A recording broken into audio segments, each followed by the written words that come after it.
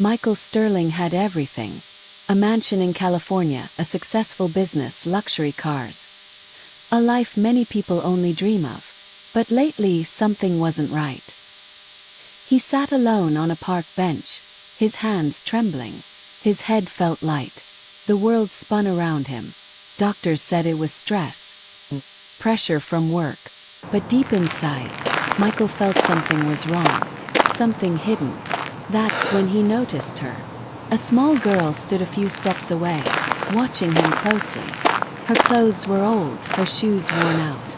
But her eyes were sharp and serious. She stepped closer. "Sir," she said softly, "you're not sick like they say." Michael frowned. "You don't know me," he replied, slightly annoyed. But the girl didn't back down. "Someone at home is making you weak." Little by little, Michael froze. Before he could speak, she added quietly, "It's your wife." His heart skipped. Fear hit him instantly. He tried to laugh it off. Rich men don't listen to street children, right? But something inside him refused to ignore her words. "Why would you say that?" he asked, his voice low.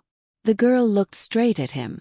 "I work at the cafe near your house," she said. "I've seen things people think no one notices." Michael's mind began to race.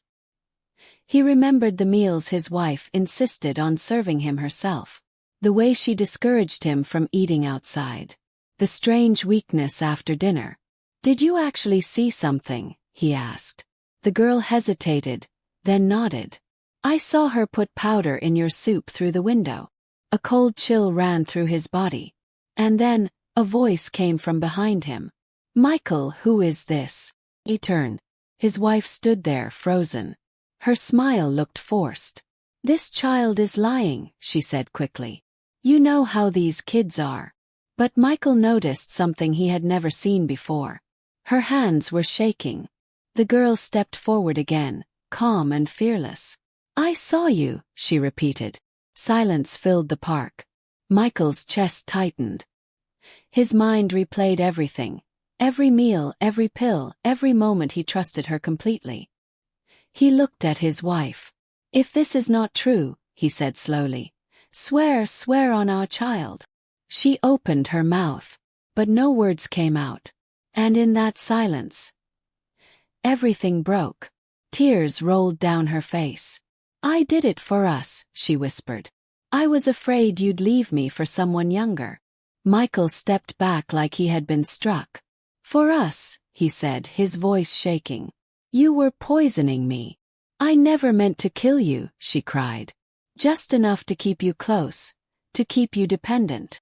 Those words shattered him. Because love is supposed to protect, not destroy. Police sirens echoed in the distance. Michael had already made the call. His wife fell to her knees, begging, crying, promising to change. But some lines, once crossed, cannot be undone. The officers arrived and took her away. The park fell quiet again. Michael turned to the little girl.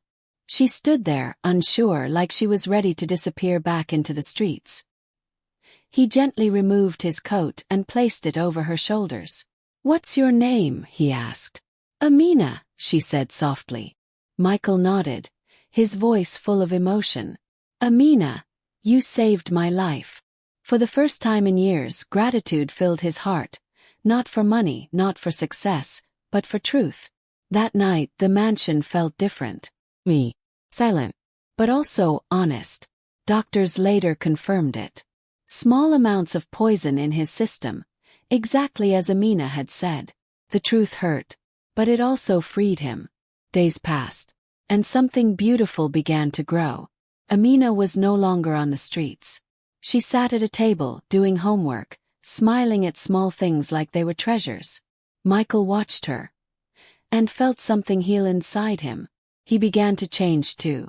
He funded shelters, helped others, spoke openly about what happened. Because silence protects lies, but truth saves lives. And in the end, the man who had everything finally understood something simple. Real wealth is not money. It's truth, trust, and the courage to protect life. So tell me in the comments, Would you have listened to Amina? Or walked away? And if this story touched your heart, don't forget to like this video, subscribe to the channel, and share it with someone who needs to hear this today.